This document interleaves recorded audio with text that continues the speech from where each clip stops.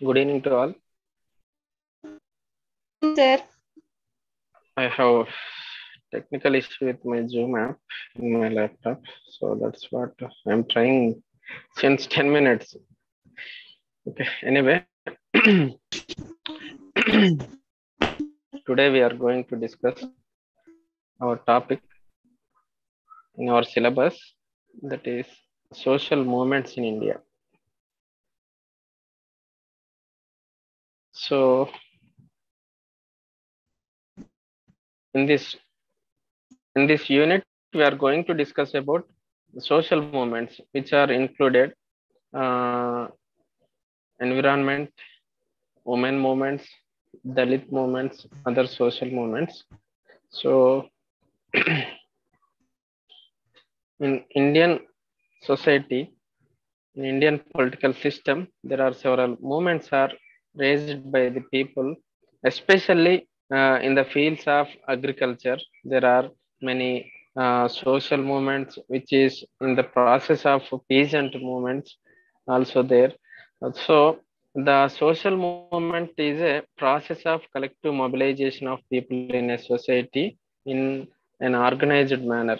As we've seen recently, many movements also we have seen in these present situations, like even Telangana movement also one of the movement for the special cause, and that is separate statehood from the uh, undivided Andhra Pradesh. So like that, many movements are raised by the people to fulfill their wishes as per their needs. So maximum most of the times the movements are raised by the people with the failure of the state governments means in any state means in political terminology a nation.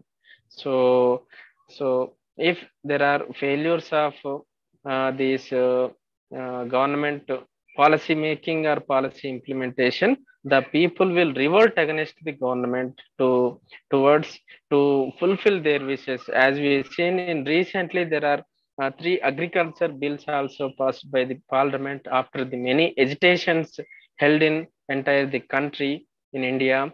So later, some days later, the government withdrawn that three agriculture bills. So these social movements is maybe classified as political, revolutionary, reformative, and also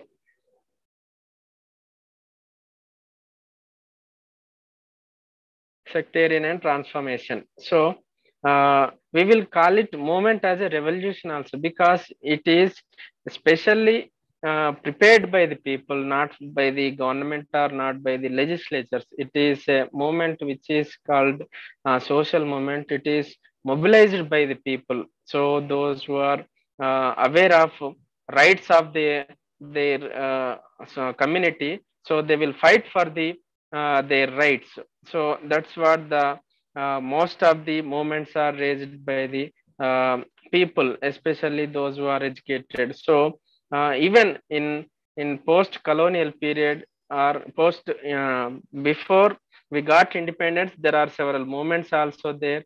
Even in entire world there are numerous movements also there. Number of movements, like movements means revolution also there for the independence. Even our Indian national movement also one of the revolution we will say. And also there are several independence movements like French Revolution in 1789, even 1776 American independence movement, 1917 Russian Revolution, 1947 our Indian nation independence movement. So every aspect, every uh,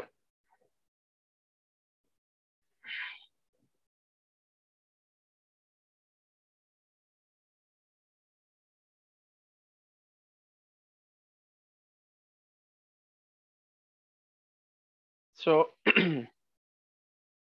there are several moments are there in Indian context. So especially peasant movements. Peasant movements are agrarian struggles have taken place from pre-colonial days, because the movements in the period between 1858 to 1914 during the British ruling tended to remain localized, disjointed, and confined to particular grievances.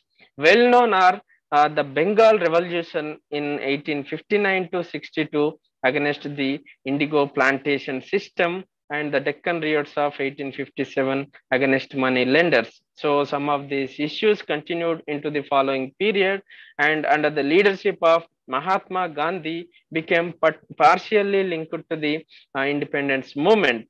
So for instance, in 1928, there is Bardoli Satyagraha, which is led by Mahatma Gandhi in Surat district, a non-tax campaign as part of the nationwide non-cooperation movement, a campaign of refusal to pay land revenue, and even Champaran Satyagraha also happened in 1917 and 1918, directed against indigo plantations. So in the 1920s, protest movements against the forest policies of the British government and local rulers arose in certain regions. So, most of the period between 1920 to 1940, peasant organizations arose.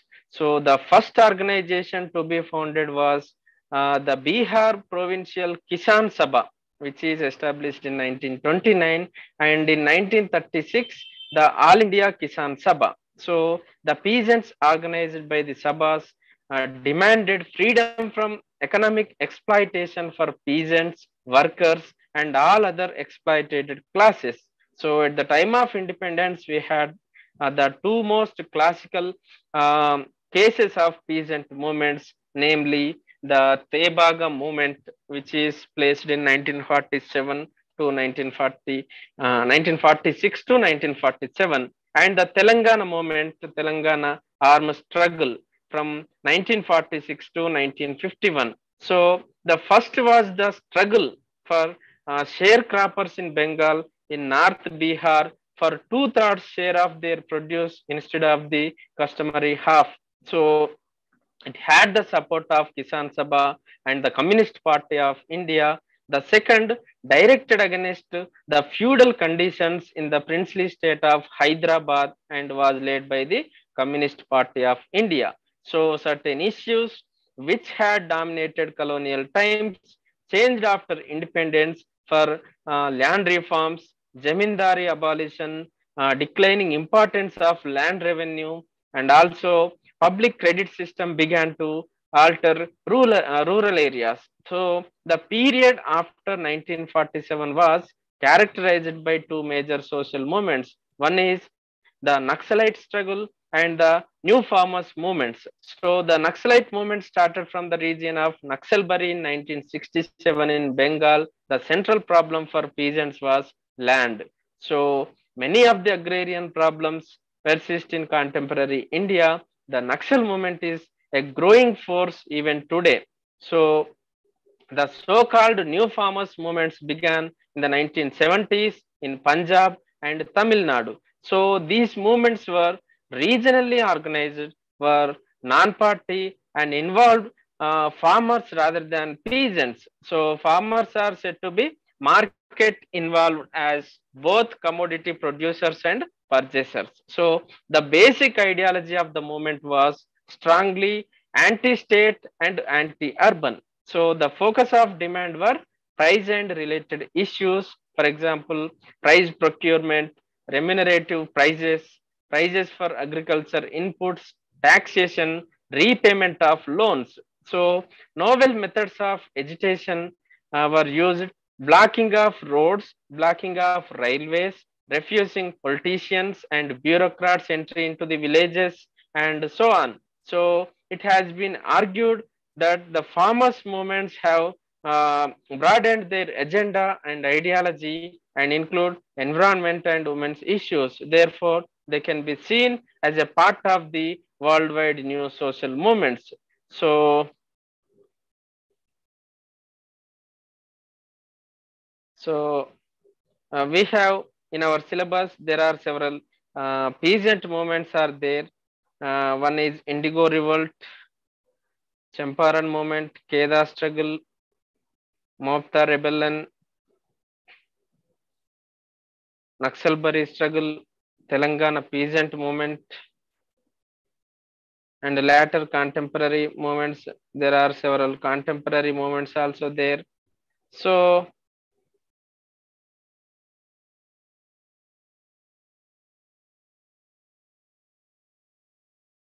just a second.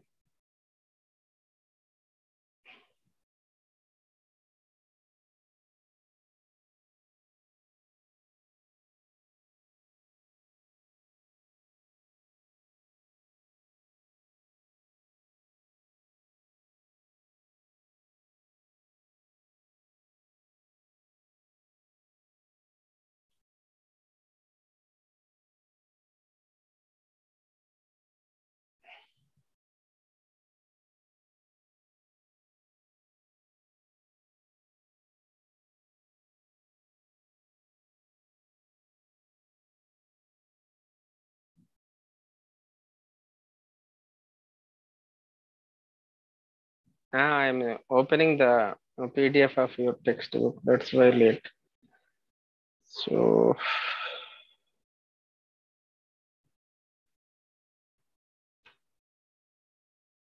so these social movements are placed in our textbook from the page 50. So, page number 50 onwards, our present topic is going on. So, peasant movements. One is Indigo Revolt. The Indigo Revolt of Bengal was directed against British planters who forced to peasants to take advances and sign fraudulent contracts which forced the peasants to grow indigo under the terms which were the least profitable to them. So the revolt began in Govindapur village of Nadia district of Bengal, was led by Digambar Biswas and Vishnu Viswas, who organized the peasants into counterforce to deal with the planters, Latials. So, means armed retainers. So, in April 1860, all the cultivators of the peasant that district subdivision and in the districts of Pabna and Nadia resorted to strike. They refused to sow any indigo. So the strike spread in all other places in Bengal. The revolt enjoyed the support of all categories of the rural population, missionaries, and Bengal intelligentsia. So this was vividly portrayed by the Deen Bind Mitra in his play. Neil Darpan enacted in 1869. It led to the appointment of an Indigo Commission in 1860 by the government, by which some of the abuses of indigo cultivation was removed. So, another uh, movement is Champaran Satyagraha in happened in 1917. So it's also one of the important social movement in our Indian history. So the peasantry on the indigo plantations in the Champaran district of Bihar was excessively oppressed by the European planters. So they were compelled to grow indigo or at least 3/20th of their land. So this will called as Tinkatiya system and to sell it at prices fixed by the planters. So accompanied by Babu Rajendra Prasad, Mazharul Haq, J.B. Kripalani, Narahari, Parekand, Mahadev Desai, Gandhi, Mahatma Gandhiji reached Champaran in 1917 and began to conduct a detailed inquiry into the condition of the peasantry. So the infuriated district officials ordered him to leave Champaran, but he defied the order and was willing to face trial and imprisonment. Later, the government developed cold feet and appointed the inquiry committee in June 1917 with Gandhiji as one of the members. So the Champaran Agrarian Act freed the tenants from the special imports levied by the indigo planters. And there are also Mopla Rebellion also there in 1921. It's also one of the peasant movement in Malabar district of Kerala. So here Mopla means Muslim tenants rebelled. So their grievances related to lack of any security of tenure, renewal fees, high rents, and other oppressive landlord exactions. So in 1920, the Khilafat movement took over the tenant rights agitation. After the Congress conference held in Manjeri in April 1920, the arrest of established leaders of the Congress and the Khilafat movement left the field clear for radical leaders in the but once the British declared martial law and the repression began in earnest, the character of the rebellion underwent a definite change. So one more important satyagraha is Bardoli Satyagraha. Here it is a enactment of land revenue by 22% of the Bardoli district of Gujarat by the British government led to the organization of No Revenue Campaign by the Bardoli peasant under the leadership of Sardar Vallabhbhai Patel. So, unsuccessful attempts of the British supposes the movement by large scale attachment of cattle and land resulted in the appointment of an inquiry committee. So, the inquiry conducted by Broomfield and Maxwell coming to the conclusion that the increase had been unjustified and reduced the enactment to enhancement to 6%. So, in early stages, there are several working class movements also there in this category. So, post-colonial period, there are land reforms are there because of cruel zamindari system. The public credit system began to change the rural areas in the period after 1947. So, the Naxalite movement organized by the peasants and landless labor needs their needs in special mention. So, one important moment is Naxalbari struggle. Naxalbari movement started in 1967 from Naxalbari, a small village in the subdivision of Darjeeling Hills district of West Bengal. So, a few militant youth of the village rose in armed rebellion against landlords, seized their lands, organized armed struggle on police stations of Naxalbari, Pansideva, and Koribri areas. So they had the support of communist leaders such as Kanu Sanyal, Saru Majumdar, and Jangal Santal. So Kanu Sanyal led the movement in the first phase with the slogan area wise seizure of power. So during the stage, the movement turned into armed action. The second stage was the Peasants Workers Alliance. So they responded to call given by West Bengal Kisan Sabha to occupy and got possession of Binami lands. So by 1967, the movement reached to extreme stage.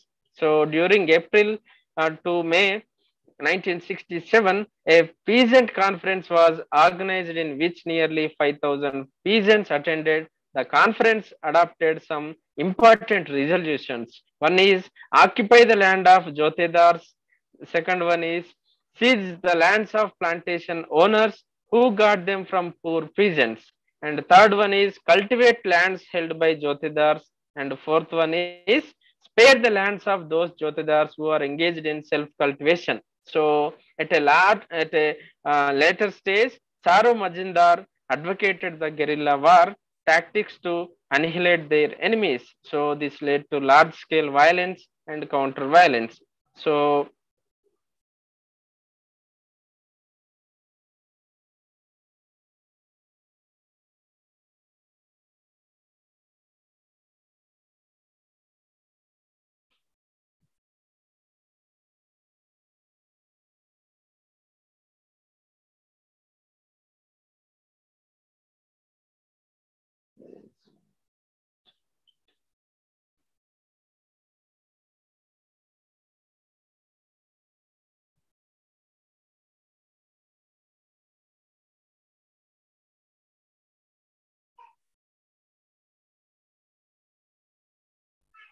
so one more important movement in this category, that is Telangana peasant movement, which happened between the time of 1946 to 1951.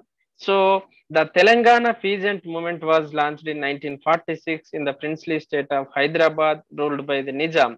So it was a armed struggle by the peasants under the leadership of Communist Party of India against the oppressive landlordism under the autocratic rule of the Nizam of Hyderabad. So 60% of the land in the state was under the Raitwari revenue system. Remaining land was under the direct control of Nizam. So the feudal lords such as Jagirdars, Maktedars, etc. Non-Jagirdari areas were controlled by Deshmukhs and Deshpandes and hereditary village officials. So with the onset of Second World War, the peasants were levied exploitative taxes. They were subjected forced labor called vetti in Telugu. So the poorest strategy of the peasantry were the most affected. So in the beginning, the movement was led by the rich peasants, was directed against the big absentee landlords allied to the Nizam. The communists, taking into account the situation, organized agriculture laborers, small farmers from different discontented villages and led armed guerrilla squads to fight exploitative landlords and armed battalions of the Nizam called Rajakars. So here the Rajakars were increasingly deployed for crushing the movement, and the police began suppressing the peasantry. So the communists raised the slogan "Land to the Tiller" to mobilize the peasants. Ravi Narayan Reddy, Baddam Yella Reddy, Mugdam Mohiuddin, Devulapalli Venkateswar Rao, etc. led the movement. So during the same time, the Nizam was trying to resist the Indian government's efforts to merge Hyderabad state with the Indian Union. So the Nizam police attacks on the communists and the resultant counterattacks led to a ban on Communist Party on December 3 that year. So despite the reign of terror, by 1947, this movement organized guerrilla army mobilizing poor peasantry and agriculture labor. So this army snatched large quantity of arms from the zamindars, drove away the local government officials, and their lands were seized by the peasantry. So the peasants under the leadership of communists occupied thousands of acres land in Nalgonda, Khammam, Warangal and Karimnagar districts. So they established their control over an area of 50,000 square miles with a population of 40,000. So the Army of Independent India crushed this movement in 1951. It was due to this movement the Jagirdari system was abolished and progressive land reforms were enacted by the Union Government of India. So thus the Telangana peasant movement of 1946 to 1951 represents the most important peasant uprising in the history of peasant movements.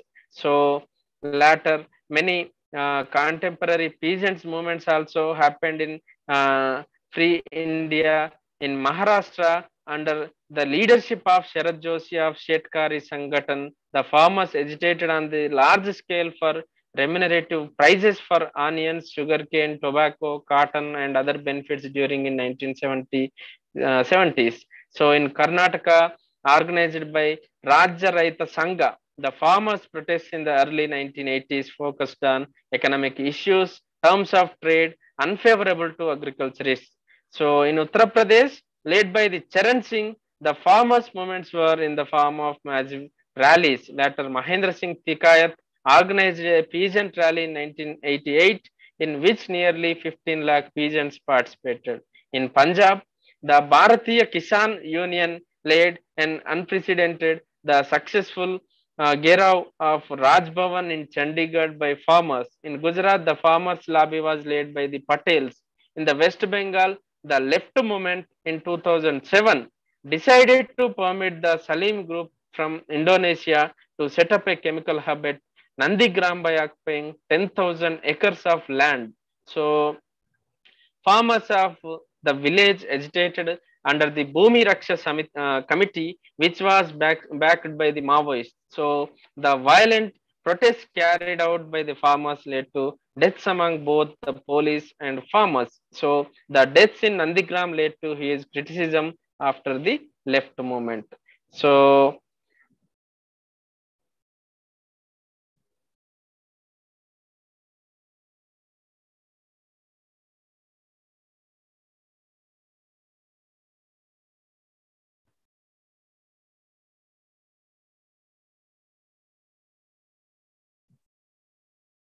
so we have tribal movements also there in this syllabus.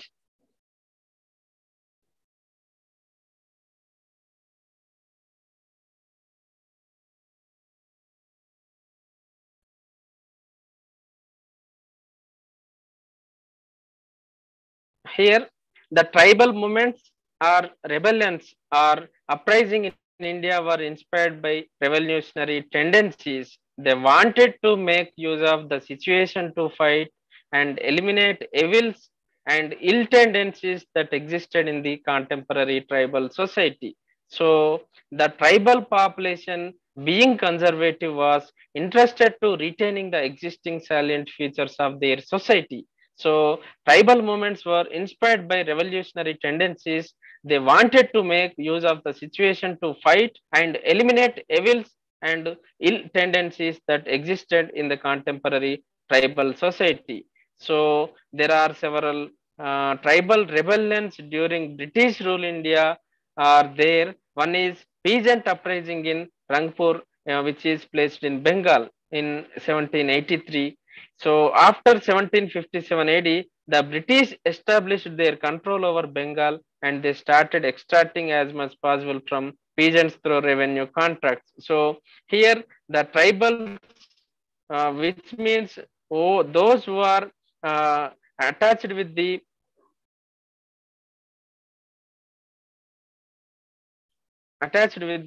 uh, forest and cultivating the lands belong to them. They wanted to make use of the situation to fight and eliminate evils and ill tendencies that existed in the contemporary tribal society. So, when peasant grievances were not redressed by the company officials, they took law in their hands. So, here the in this struggle, the leadership of Dirji Narayan, they attacked the local catcheries and storehouses of crops of local agents of the contractors and government officials. So the both Hindus and Muslims fought side by side in the uprising.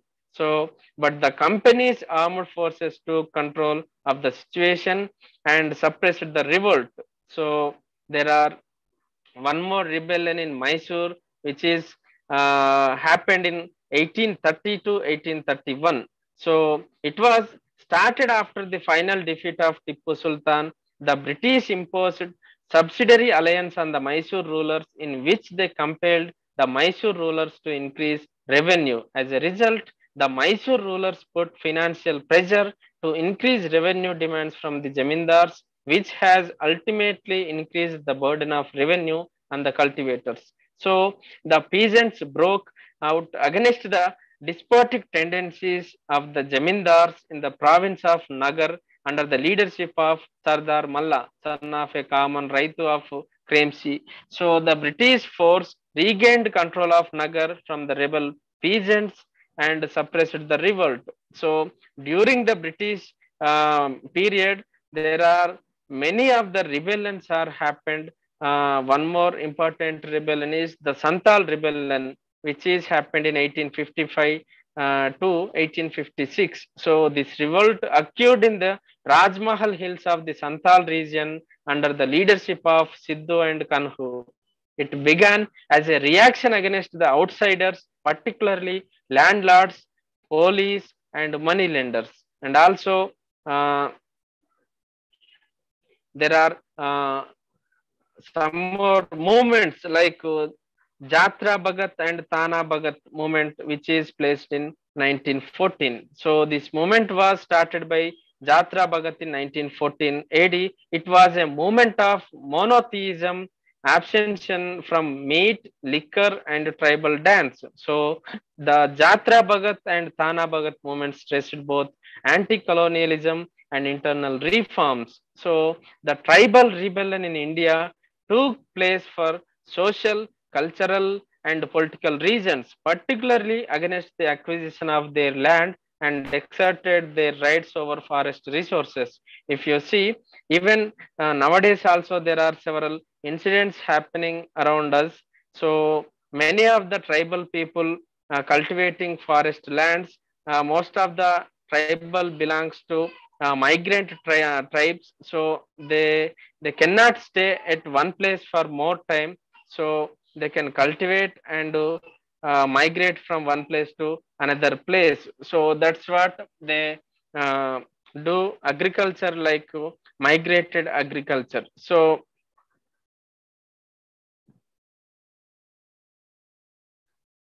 the governments are protecting the government forest lands, but the tribals are protesting against the government to free to do free agriculture with that lands. So even in recent times in Adilabad and Khammam, some of the places in Warangal also, incidents happened,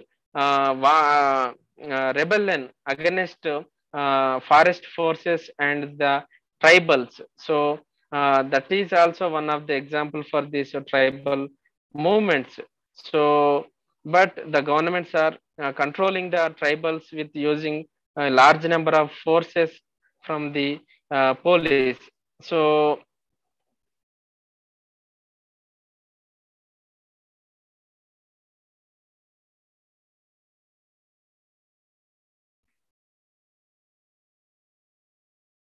so here some of environmental movements also there.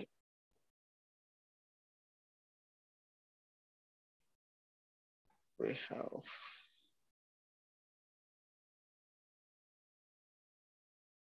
women movements also there, Dalit movements also there. So if we see the women movements, some of women movements are happened after the independence. The status of women has been the central concern of many reform movements before and after independence. So leaders of the Brahma Samaj and the Arya Samaj were concerned with issues like Sati Sahagamanam, remarriage, divorce, female education, and polygamy and dowry system, and also they fought against the system of Parda system also. So many social reformers like Mahatma Jyotirao Phule, Dr. B. R. Ambedkar, Rajaram Mohan Rai, Kandukur Veerasilingam, and many others are educated the people to remove these type of backdropped incidents and this type of cultures to remove from the society. They fought and for the peaceful society. So Rajaram Mohan Rai played an important role in getting this type of sati system abolished, and Ishwara Chandra Vidyasagar and Maharshi Kave pleaded for remarriages of widows, and also Mahatma Gandhi ji took interest in collective mobilization of women to fight for political freedom as well as for their social and political rights. So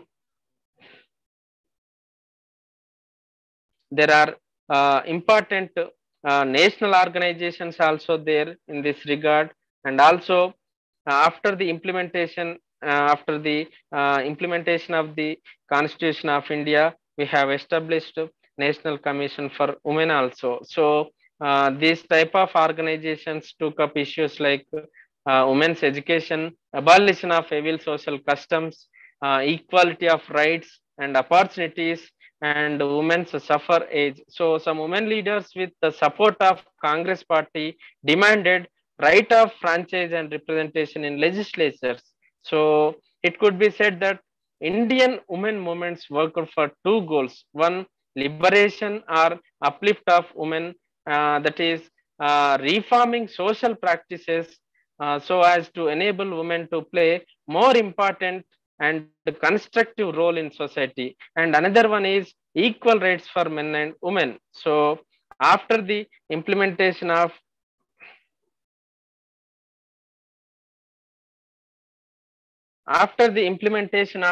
the constitution, the many acts has been enacted by the Parliament of India to provide equal opportunities along with the men. So for example, the extension of civil rights enjoyed by men in the political and economic and familiar spheres to women also. So the factors that provided the required incentive to women movements were effect of Western education on the male domination on women and on the concept of complementary roles, leadership provided by educated elite women. So interest of male social reformers in changing social practices sanctioned by religion, changing social religious attitudes and philosophies, and decreasing social hostility and opposition of males to women's association engaged in self-help activities, and the declaring of 1975 and 85 decade as the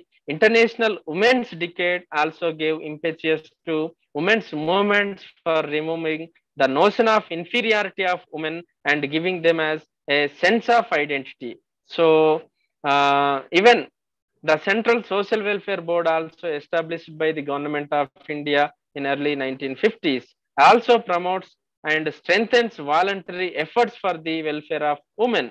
So the Ministry of Welfare, the Government of India to gives grants to voluntary organizations for activities like construction and expansion of hostels for working women in cities. So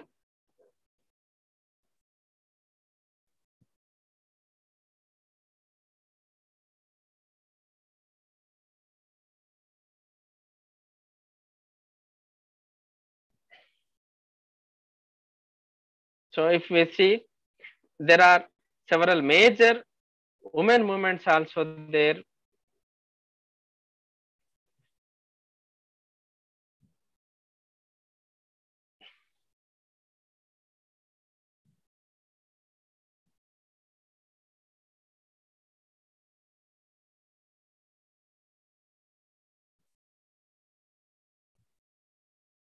Major women movements are especially for their rights, equal rights with the uh, men, and equal opportunities in education, employment, and also in political positions. So after the implementation of Constitution of India, the Constitution guarantees for the equal opportunities with the men in political, socio, even all governmental recruitments too. So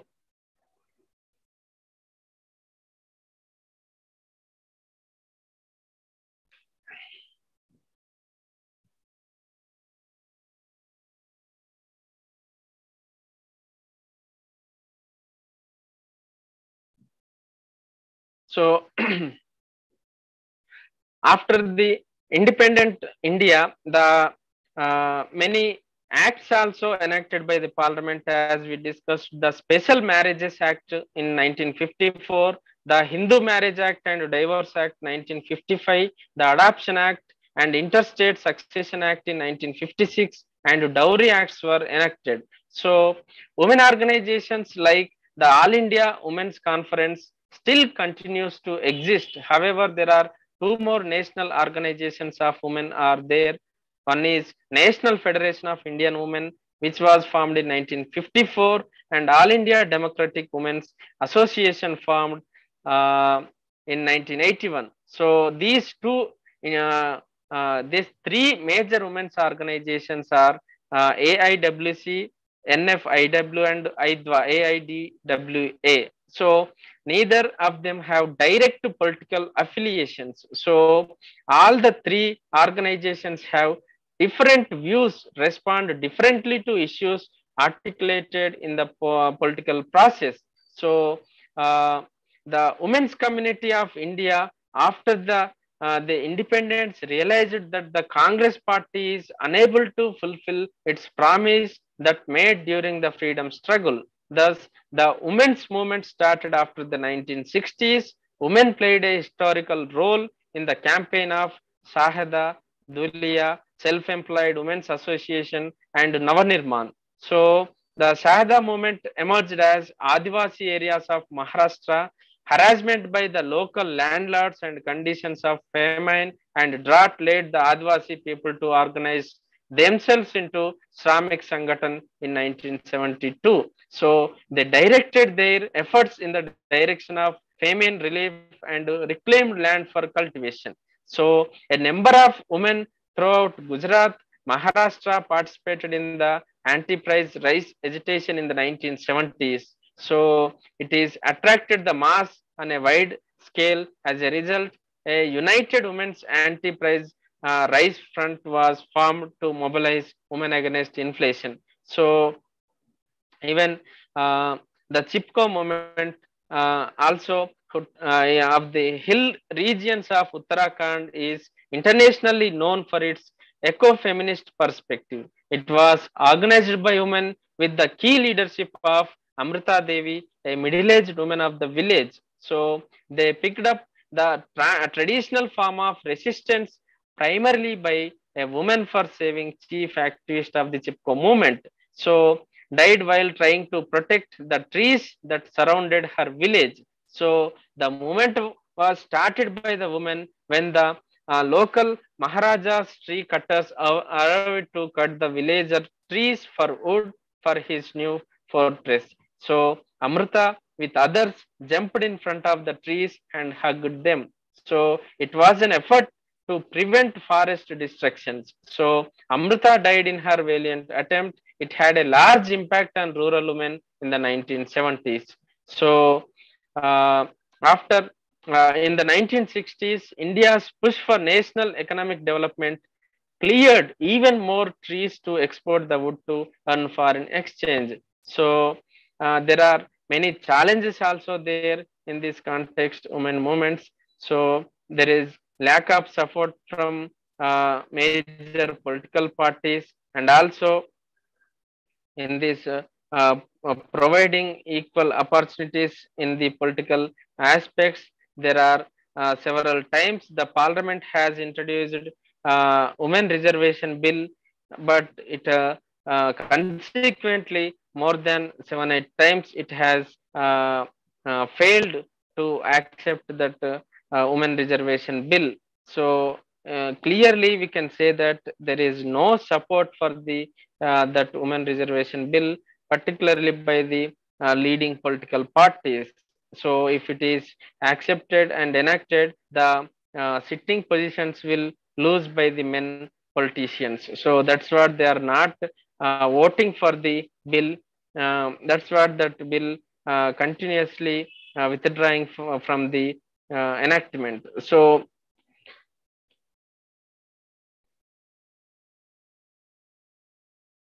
erase this concept. Okay.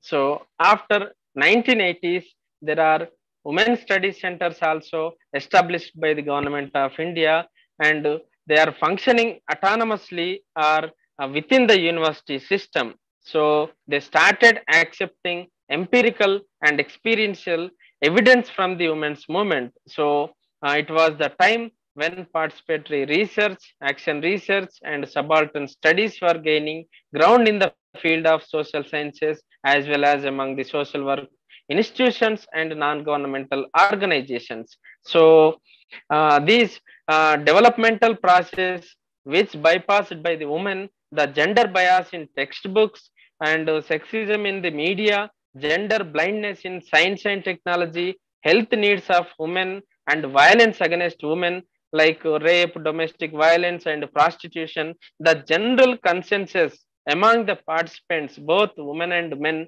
was that was pro women and not neutral. So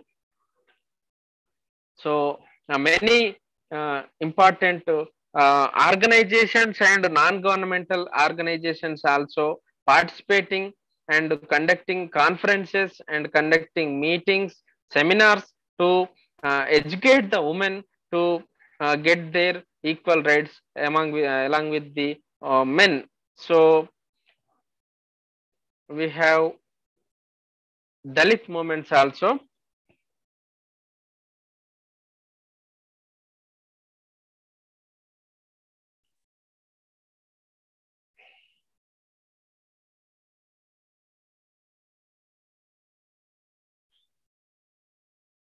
So Dalit movements means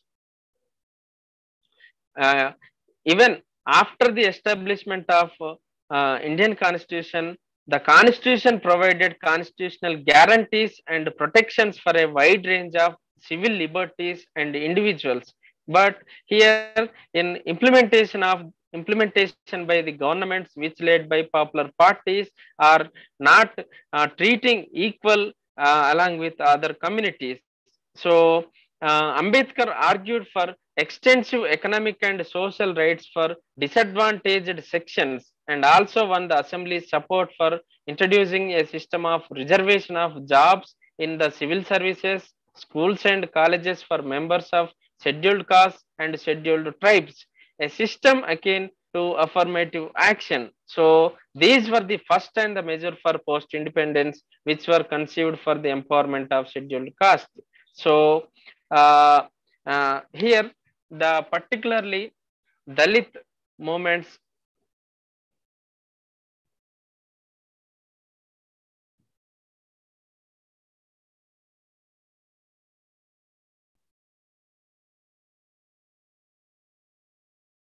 These Dalit movements fight against untouchability, casteism, and economic exploitation exists in India since 1920s. So Dr. B.R. Ambedkar, Mahatma Gandhi, E.V. Ramaswamy Periyar have made historical contributions towards the abolition of monsters of crime of untouchability. So despite the fact the India constitutionally abolished the practice of untouchability in 1950.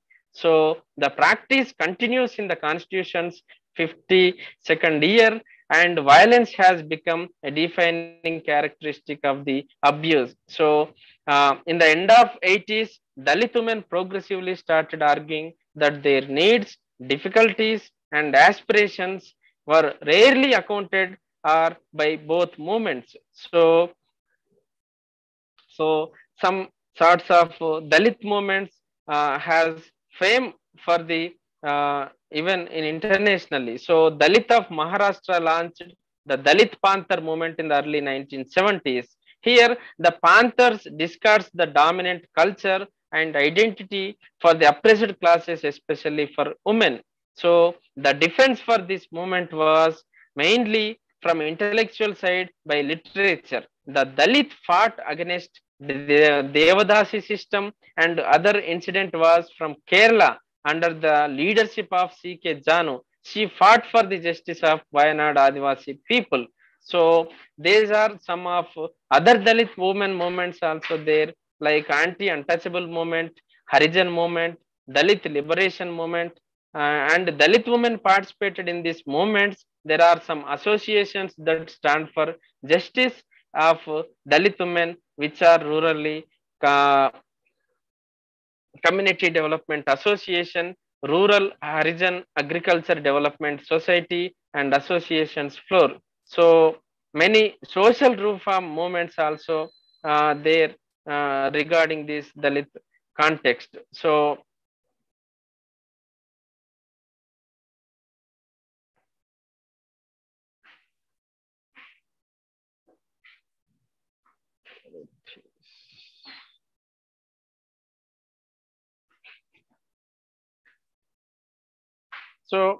here we have in syllabus there is Mahar movement.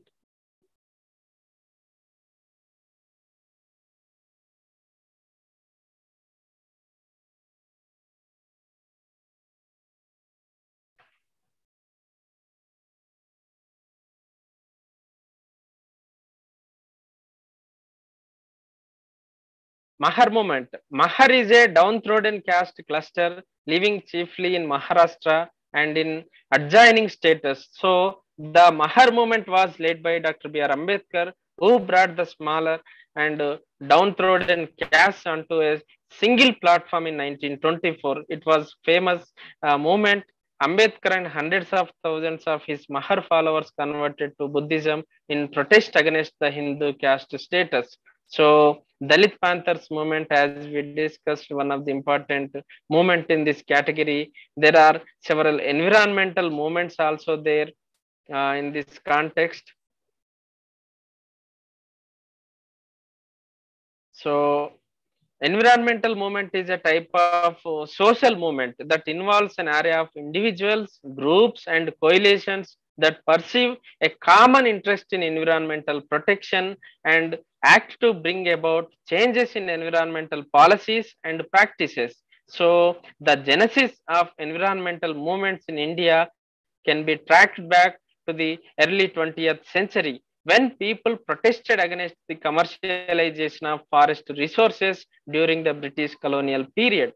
So there are several major environmental movements are there. One is Bishnoi movement, the Chipko movement, Narmada Bachao Andolan, Apiko movement, Silent Valley movement, Tehri Dam conflict. There are several environmental movements were mainly against the ecological concerns such as a greater exploitation of the already depleted natural resources and construction of big dams, etc. However, along with these ecological concerns, there were also economic and identity issues associated with these environmental movements. So, uh, the Bishnoi movement is led by Amrita Devi, as we discussed. Around 363 people sacrificed their lives for the protection of their forests. So, this movement was the first of its kind had to have developed the strategy of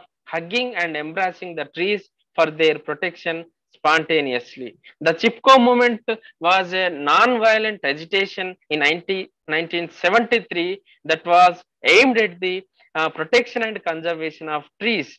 But perhaps it is best remembered for the collective mobilization of women for the cause of preserving forests. So, which also brought about a change in attitude regarding their own status in society. So, the name of the movement Chipko comes from the word embrace. So, as the villagers hugged the trees and encircled them to prevent being hacked.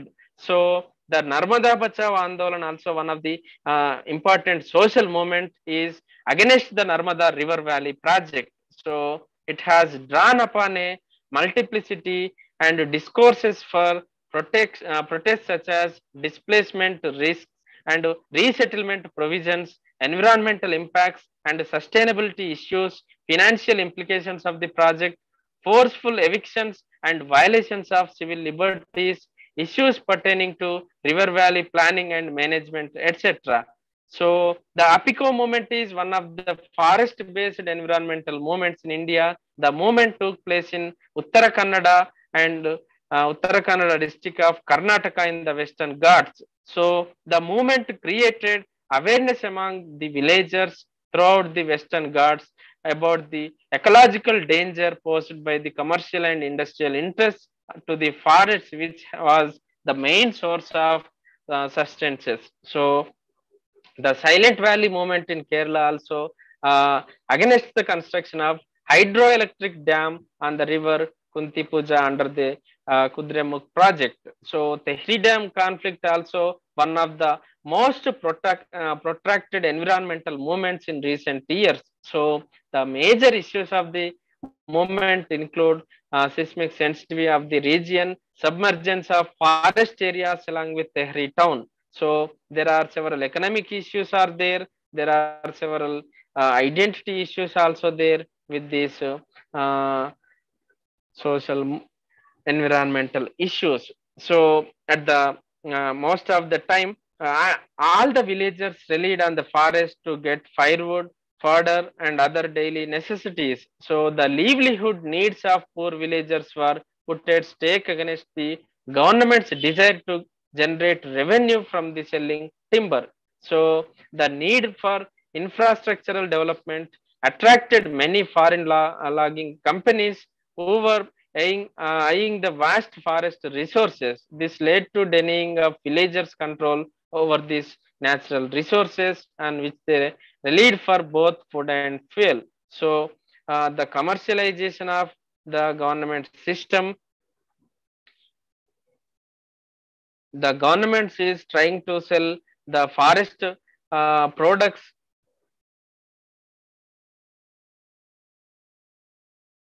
So we will continue in next class. For today, I am concluding the session. Thank you for your participation. Thank you, sir. We will meet on Thank you, sir. 9th